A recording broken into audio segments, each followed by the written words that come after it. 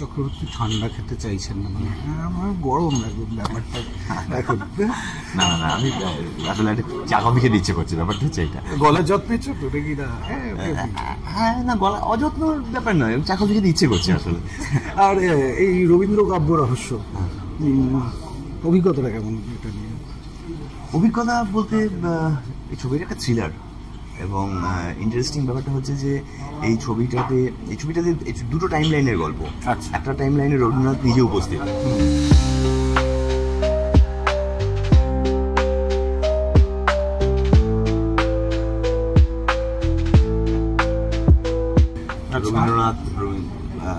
রবীন্দ্রনাথের সময়ের লন্ডন, তাকে ঘিরে বাঙালি ওইখানকার বসবাসকারী যারা সে সময়কার অত্যন্ত উচ্চবিত্ত কালচার, একটা বাঙালি সমাজ এটার সঙ্গে জড়িয়ে আছে। আরেকটা গল্প, আরেকটা টাইম লাইন হচ্ছে এই সময়। তো এই দুটো টাইম লাইনে একটা ইয়েতে, এবং যেটা আমরা এখন দেখতে পাচ্ছি যে প্রচুর রবীন্দ্র বিশেষজ্ঞ, রবীন্দ্র ভক্ত যারা, তারা অলমোস্ট পৃথিবী জুড়ে খুন হচ্ছে। এটা একটা কী খেলা, এর পিছনে কোনো বড় ইয়ে জড়িয়ে আছে কিনা, এইরকম একটা থ্রিলার। তো তো মজাটা হচ্ছে এটাই, যেটার সাথে যেহেতু স্বয়ং রবীন্দ্রনাথ জড়িয়ে আছে, কতগুলো খুব গুরুত্বপূর্ণ মানে ইতিহাস জড়িয়ে আছে, তার সাথে থ্রিলারটা বোনা হয়েছে, ফলে খুবই আমার মনে হয় যে খুবই উপভোগ্য বাঙালি দর্শকের কাছে। বাংলা সিনেমার লাস্ট কিছুদিন ধরে খুব ভালো কোয়ালিটি কন্টেন্ট তৈরি হচ্ছে সিনেমার, অনেক রকম, এবং আপনি তার মধ্যে বিভিন্ন রকমের কাজ করছেন।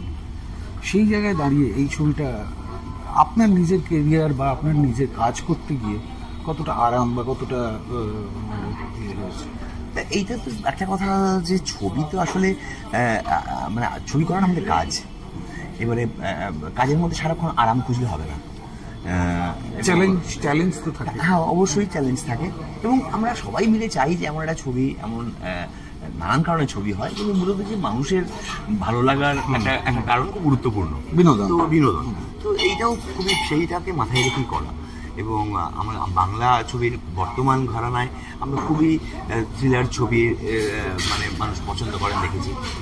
পাশাপাশি এই ছবিটার, যেটা আমি শুরুতেই বললাম, যে বিশেষত্বটা হচ্ছে যে জাস্ট একটা থ্রিলার বা একটা কন্টেম্পোরারি থ্রিলার হয়ে থেমে নেই, এটা অনেক বড় স্প্যান। রবীন্দ্রনাথ যখন নোবেল পুরস্কারের জন্য তার পাণ্ডুলিপি নিয়ে, গীতাঞ্জলির ইংরেজি পাণ্ডুলিপি নিয়ে ওই সময় ইংল্যান্ডে ছিলেন, সেই সময় এটা ঐতিহাসিক, সত্যি একটা ঘটনা যে উনি ট্রেনে ওই ব্রিফকেসটা ফেলে আসেন ওনার পাণ্ডুলিপি, এবং সেটা পরের দিন লস্ট অ্যান্ড ফাউন্ড থেকে রবীন্দ্রনাথ গিয়ে নিয়ে এসছে এই জমা পড়ার আগেই।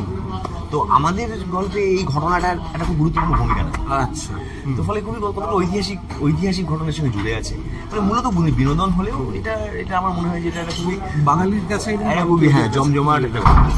আর সঙ্গীত, মানে গান, এখানে দেবজ্যোতি মিশ্র রয়েছে, হ্যাঁ, কতটা সঙ্গীত আসলে আমরা যখন ছবি করি তখন তো সঙ্গীত খুব একটা থাকে না, যদি না সেটা একটা কোনো মানে একটা মিউজিক্যাল ছবি না হয়।